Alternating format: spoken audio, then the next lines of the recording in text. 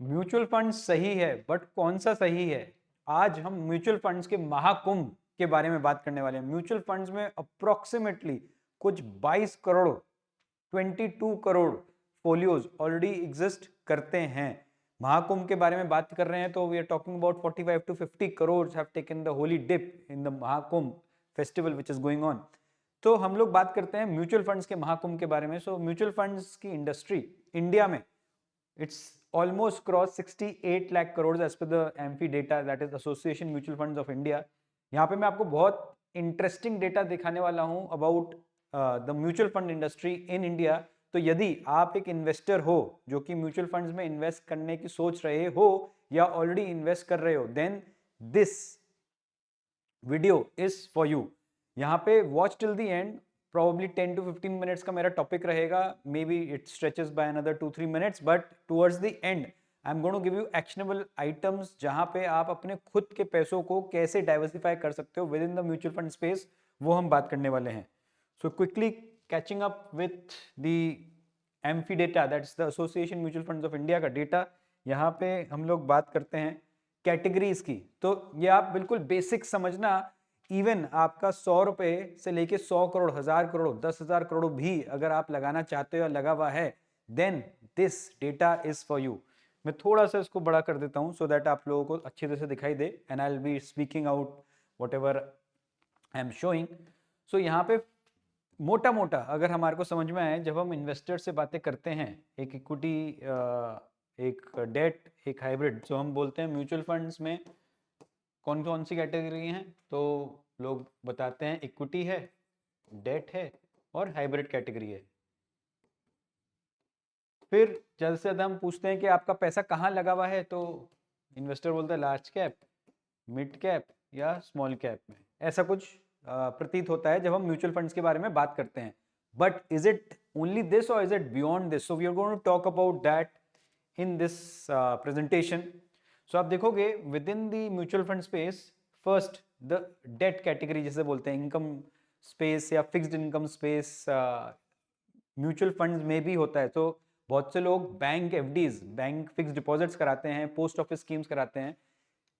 Date funds, यदि आप mutual funds में डेट फंड्स में इन्वेस्ट करते हो तो this is one of the beautiful products as a investor where you can park your fixed income money into the debt based mutual funds और fixed income mutual funds, जहां पे आपको tax deferment का भी फायदा मिलता है। कहने का मतलब है म्यूचुअल फंड्स की स्पेस में अगर आप इन्वेस्ट करते हो डेट बेस्ड में, तो जब तक आप पैसे नहीं निकालते, 1 साल, 2 साल, 5 साल, 10 साल तक, तब तक आपको टैक्स नहीं देना पड़ेगा। म्यूचुअल फंड्स में ओनली एंड ओनली जब आप रिडीम करते हो तब आपका टैक्स लगता है। कहने का मतलब यह है कि यदि आपने कोई डेट फिक्स्ड इनकम का म्यूचुअल फंड्स लिया compare to a bank fixed deposit, bank fixed deposit में चाहे आप पैसे निकालो या ना निकालो, आपको उस अमाउंट पे, इंटरेस्ट अक्रूड अमाउंट पे टैक्स देना पड़ता है एज पर टैक्स ब्रैकेट। डेट फंड्स में भी वही फंडा है, ओनली एंड ओनली जब आप रियलाइज करते हो अपने उस प्रॉफिट्स को, या आप इंटरेस्ट को निकाल लेते हो, या प्रिंसिपल प्लस इंटरेस्ट को निकाल लेते हो। अगर आप एज इट इज छोड़ देते हो तो आप you can enjoy the tax deferment in the mutual fund space. So within the debt space, debt mutual fund space, आप देखोगे overnight funds, liquid funds, ultra short duration funds, ये सारे types of mutual funds हैं within the debt space. और यहाँ पे कितनी कितनी स्कीम्स हैं, ये 31 जनवरी 2025 का डेटा है, तो it is not going to change very fast, very rapidly if you are watching this video even in the later months और later times, but just trying to give you some sense of it. So overnight funds as low as 1 night, इसीलिए नाम उसका overnight funds लिखा गया है।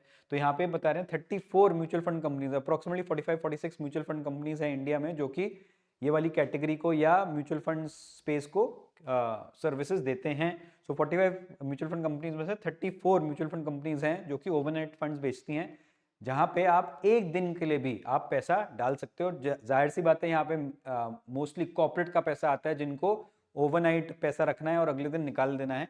तो यहाँ पे आप देखोगे कुछ 6,30,000 फोलियोज हैं, यूनिक फोलियोज हैं जिन्होंने ओवरनाइट फंड्स में लगा रखा है। तो you can read the data accordingly. मैं एक डेटा को थोड़ा सा समझा देता हूँ column by column. 5,27,516 crore rupees जनवरी में मोबिलाइज हुआ इस वाली कैटेगरी में, और by the end of the month 5,08,579 rupees निकल 579 5 लाख 8,579 करोड़ निकल भी गए, बिकॉज इट्स ओवरनाइट फंड, एक दिन के लिए ही रखा जाता है मोस्ट प्रॉब्ली। ऐसा नहीं है कि एक दिन के लिए ही रखना है, but the category promotes that. So net inflow 18,000 crore का रह गया। एंड नेट एसेट्स इसके कुछ आज की तारीख में या as on January is 93,000, average is 1 lakh crore इसमें पैसा है जनता का, चाहे ऑर्गेनाइजेशंस का हो या इंडिविजुअल्स का हो, रिटेल कैटेगरी का हो। ऐसे ही लिक्विड फंड्स हैं जहाँ पे आप एक हफ्ता, 10 दिन, 15 दिन, 30 दिन तक डालना चाहते हो। अल्ट्रा शॉर्ट ड्यूरेशन फंड जहाँ पे आप 3 से 6 महीने तक डालना चाहते हो। लो ड्यूरेशन फंड्स जहाँ पे आप अगेन 3 से 6 महीना डालना चाहते हो। Money market funds, short duration funds where you are wanting to put money for a shorter time period lesser than 1 year or approximately 1 year। Medium duration जहाँ पे आप 1 से 2 साल तक पैसा अपना इन्वेस्ट करना चाहते हो fixed income debt mutual funds में, then medium duration fund is the category. यहाँ पे इतने सारे फंड हाउसेज हैं, इतने सारे स्कीम्स हैं जो केटर करते हैं, और ये बस बताने की कोशिश करें कितने फोलियोज हैं यहाँ पे। Medium to long duration funds are good for individuals और retail participants who are wanting to invest for 2 to 3 years in the fixed income space। 2 से 3 साल का जिसका टाइम होराइजन है वो यहाँ पे पैसा डाल सकते हैं। लॉन्ग ड्यूरेशन फंड्स में 3 years एंड अबव, ऐसा नहीं है कि आप 1 साल 2 साल के लिए नहीं डाल सकते हो, कोई लॉक इन नहीं होता है, बट सूटेबिलिटी आपकी इस रेशियो में जाती है। डायनेमिक बॉन्ड फंड जब इंटरेस्ट रेट्स ऊपर और नीचे होते हैं तो म्यूचुअल फंड्स की एनएवी भी फ्लक्चुएट करती हैं, और उसका फायदा फंड मैनेजर्स रिटेल इन्वेस्टर्स को दिलवाते हैं through the dynamic bond category. Corporate bonds में जहाँ पे अंडरलाइंग कॉर्पोरेट में पैसा लगता है। क्रेडिट रिस्क फंड जहाँ पे बेसिकली कॉर्पोरेट्स को पैसा दिया जाता है और वहाँ पे आपका पैसा बनता है। Banking, PSU funds, guild funds, ये जनरली माना जाता है कि 5-10 साल का अगर हराइजन है, तो अगर आपको वॉलेटिलिटी नहीं चाहिए और आपके पास इतना टाइम पीरियड है तो आपको गिल्ड डालना चाहिए पैसा। सो ऐसे कुल मिला के अप्रोक्सीमेटली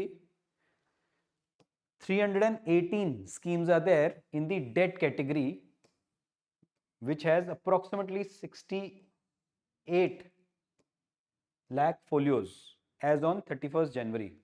तो पूरे जितने भी हमने अप्रोक्सीमेटली हम देखते हैं भी कितने हमारे पास total folios in the mutual fund space. ऐसे ही coming to the equity side of things, equity में multi cap, large and mid cap space, small cap, dividend yield, value fund, contra fund, focus fund, sectoral, thematic, ELSS, equity link savings scheme and flexi cap fund, ये सारी categories हैं in the equity space, जहां पे 499 schemes हैं आप देख सकते हो।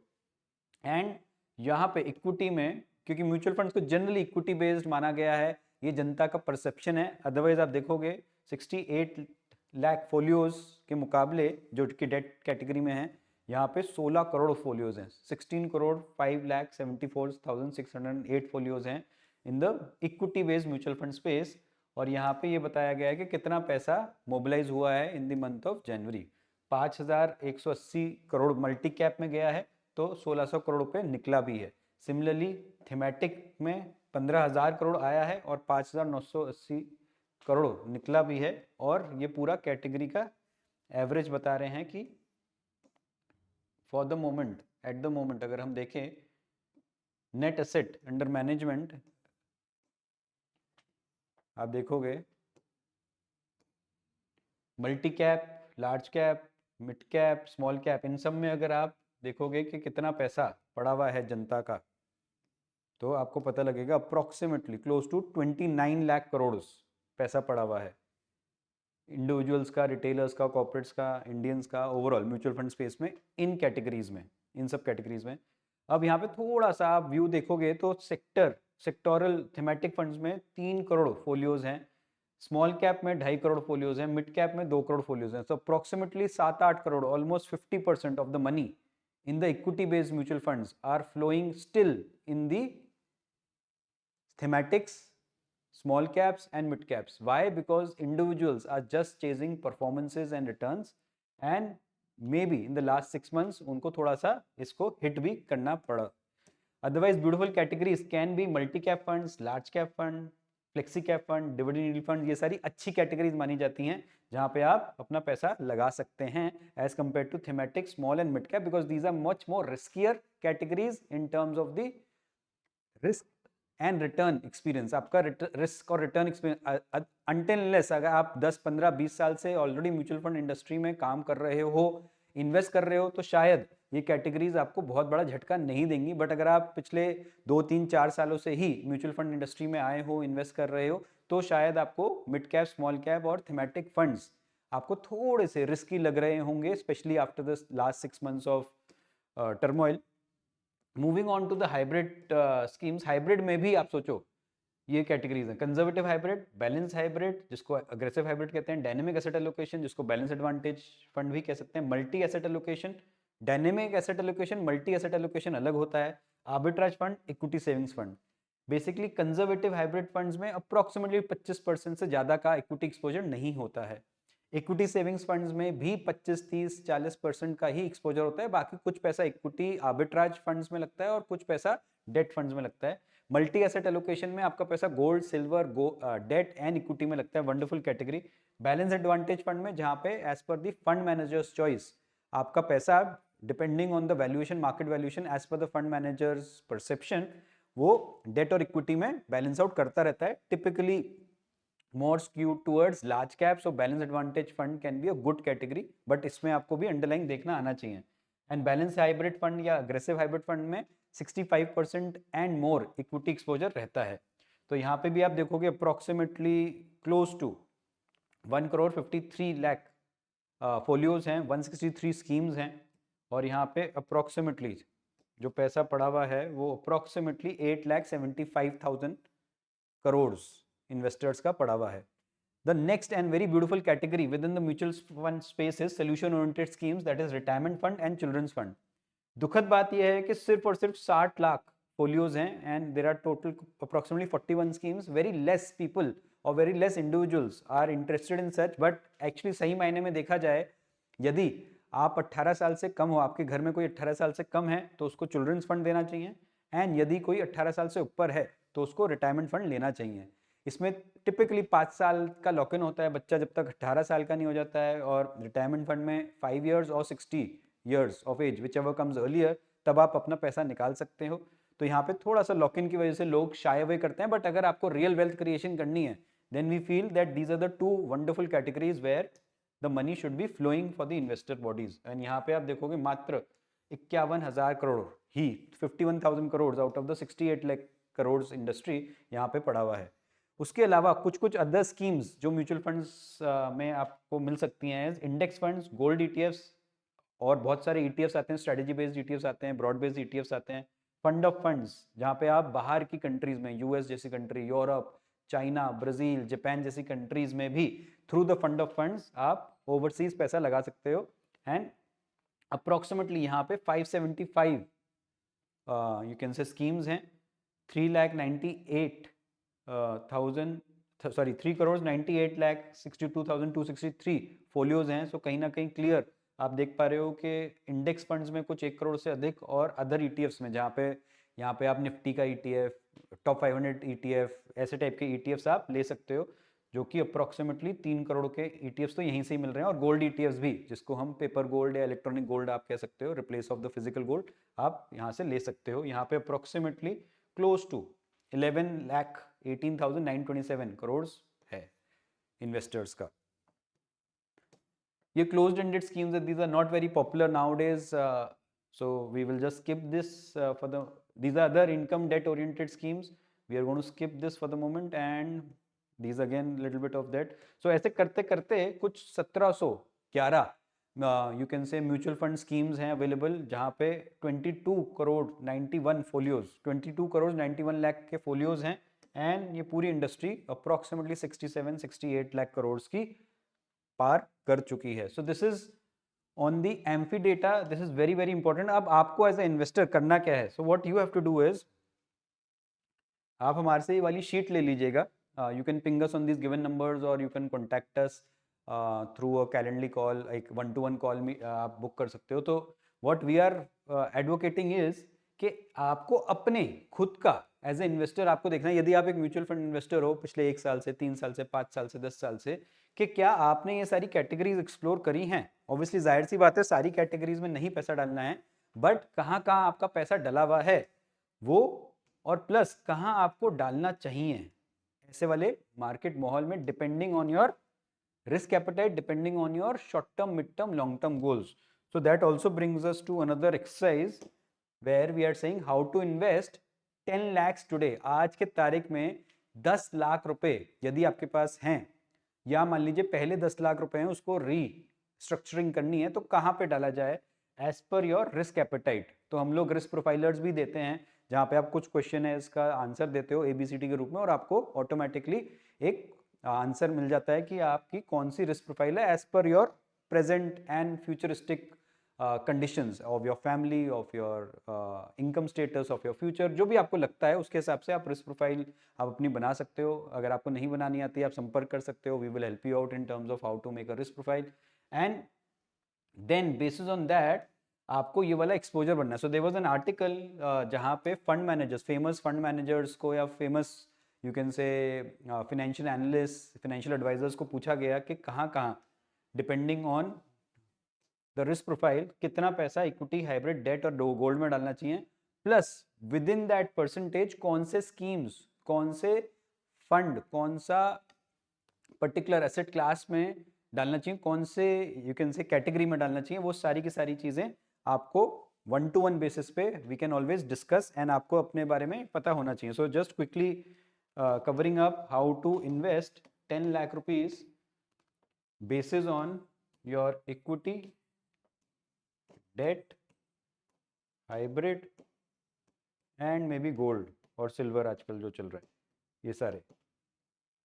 इसमें अगर आप एक कंजर्वेटिव इन्वेस्टर हो, आप एक मॉडरेट इन्वेस्टर हो, आप एक अग्रेसिव इन्वेस्टर हो, so it can be something like 40%, 20%, 30%, 10%. If you are a kind of a high moderate investor, if you are a conservative investor, maybe 25%, 35%, 25% and 15%. Example के तौर पे, if you are an aggressive investor, maybe 65% in equity, maybe 5% in debt, maybe 20% in hybrid and 10% in gold. So आपको क्या लगता है कि आपको अपना एलोकेशन कैसे बनाना चाहिए, प्लस विद जब आपका ये बन जाए then the biggest question comes कि मेरे को कौन से स्कीम्स में इन्वेस्ट करना चाहिए. और यहाँ पे हमारे पास उसका पूरा महाकुंभ का पूरा भंडार है जहाँ पे हम आपको कैटेगरी बाय कैटेगरी, जो मैंने अभी आपको दिखाई थी वो पूरी कैटेगरीज यहाँ पर हमारे पास हैं सारी की सारी.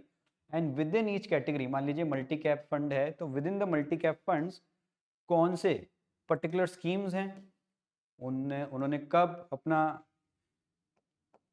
मैनेजमेंट शुरू करा, कितने सालों का एक्सपीरियंस है, उनका AUM कितना है, उनका एक्सपेंस रेशियो कितना है, आज की तारीख में उनकी NAV कितनी चल रही है, सो दैट आप ये कैलकुलेट कर सको कि आपको यूनिट्स कितने मिलेंगे, उनके फंड मैनेजर्स क्या हैं, एग्जिट फ्लोट्स क्या है, उनके पिछले 3 दिन से लेके सिंस इंसेप्शन तक 1 साल, 3 साल, 5 साल, 10 साल का रिटर्न्स क्या है, कैटेगरी एवरेज क्या है. आपको कैटेगरी एवरेज भी मिलती है यहाँ पे, आप देखोगे. सो ये पूरी कैटेगरी एवरेज भी मिलती है 1 साल, 3 साल, 5 साल की, प्लस आपको कुछ कुछ रेशियोज भी मिलेंगे जहाँ से आप अपना डिसीजन मेकिंग थोड़ा सा और आसान कर सको. रैंकिंग भी मिलेगी इंडस्ट्री में with in the space, with 1 साल, 3 साल, 5 साल की, 10 साल की कंसिस्टेंट रैंकिंग क्या रही है. एनुअलाइज्ड रेशियोज मिलेंगे लेटेस्ट, जहाँ पे अल्फा कितना अल्फा क्रिएट कर पा रहा है, it means extra return. Sharpe पे कितना रिटर्न एक्स्ट्रा दे पाया for the per unit risk it took as a fund manager. Standard deviation अपने मीडियन से कितना ऊपर या कितना नीचे जा सकता है, बीटा वॉलेटिलिटी कितनी है, और प्लस मोस्ट इंपॉर्टेंटली अंडरलाइंग, जब आप एक मल्टी कैप में इन्वेस्ट कर रहे हो तो underlying large cap, mid cap, small cap में कितना एक्सपोजर है. ये सारी की सारी चीजें आपको ऑन योर फिंगर टिप्स बिल्कुल लेटेस्ट आपको हमारी तरफ से मिलती हैं. And we analyze all these things for you before actually making you invest in any of the mutual fund space. So I would like to wrap up on that actionable item कि आप हमारे से sheet ले सकते हो. You can ping us on 1-to-1 basis. We'll be happy to share these sheets with you. जहाँ पे आप अपना डेटा भर सकते हो and you can share it with us and you can actually book a call, 1-to-1 call, and then we can take things ahead in terms of your restructuring and rebalancing, and for that matter the planning execution part can also be taken care of. So यहाँ पे हमने जो सीखा है over the last 15 years of our personal professional experience कि यदि आपका asset allocation सही है इन terms of your short term, mid term, long term goals, in terms of your exposure between debt, equity, gold and hybrid, real estate, overall अगर आपका asset allocation सही है तो चाहे मार्केट ऊपर जाए चाहे मार्केट नीचे जाए, आपके शॉर्ट टर्म गोल्स के लिए आपने एलोकेशन कर रखी थी, आपने अपने मिड टर्म गोल्स के लिए एलोकेशन कर रखी थी, आपने अपने लॉन्ग टर्म गोल्स के लिए एलोकेशन कर रखी थी, something like that, then the life becomes at peace. आपको रात को अच्छी नींद आती है, आपको दिन में अपने काम करने में मन लगा रहता है। अभी प्रॉब्लम क्या हो रही है इसकी, every one, each one of us in the last 3-5 years who've been actively investing in the stock market, in the mutual fund market, they have started considering themselves as a wealth manager of their own wealth. While that is very good, but please understand, आपको simple, time and again tested formula, which is asset allocation, and we made immense and we've done you can say thorough research on this topic, and in fact research says that 96% of the times, if you get the asset allocation right, you will get your returns also right. But if you don't get this right, there is only 4% chances जहाँ पे आप wealth creation कर पाओगे अगर आपका asset allocation सही नहीं है। For the simple reason is, अगर आपने सही जगह पैसा नहीं डाला और आपको कभी पैसों की जरूरत पड़ गई और वो डाउन साइड में है, तो आपको मजबूरन पैसा निकालना पड़ेगा। For the simple reason is आपने एसेट एलोकेशन नहीं करी थी, thereby killing the returns of that particular investment product जहाँ पे आपने पैसा लगाया था, जो एक्चुअली अगले 2-3-4-5 साल में बढ़ जाता, क्योंकि आपके पास एलोकेटेड फंड्स नहीं थे for your short term needs. आपको अपना लॉन्ग टर्म इन्वेस्टमेंट तोड़ना पड़ता है at a discount rate if at all, and you'll have to book your losses or profits at a nominal rate than what you had anticipated. So this was a little bit from our side on the AMFI data. I'm sure कि मैंने जितना cover कर सकता था on the amphi data, ये official data है, amphi की website से ही हमने लिया है, तो उनको आभार प्रकट करना चाहेंगे। And we would like to thank AMFI for doing such a wonderful job to make life easy for us in terms of the you can say study and analysis. I hope कि आपको ये चीज़ कुछ समझ में आई हो, एंड बाकी details के लिए we can always talk to each other on a 1-to-1 basis. आप दिए गए हुए लिंक पे, कैलेंडर लिंक होता है, आप हमारे साथ 1-to-1 कॉल बुक कर सकते हैं। Till then, thank you so much. Do not forget to like, share and subscribe to the channel before you exit. Thank you so much and Jai Hind. Thank you.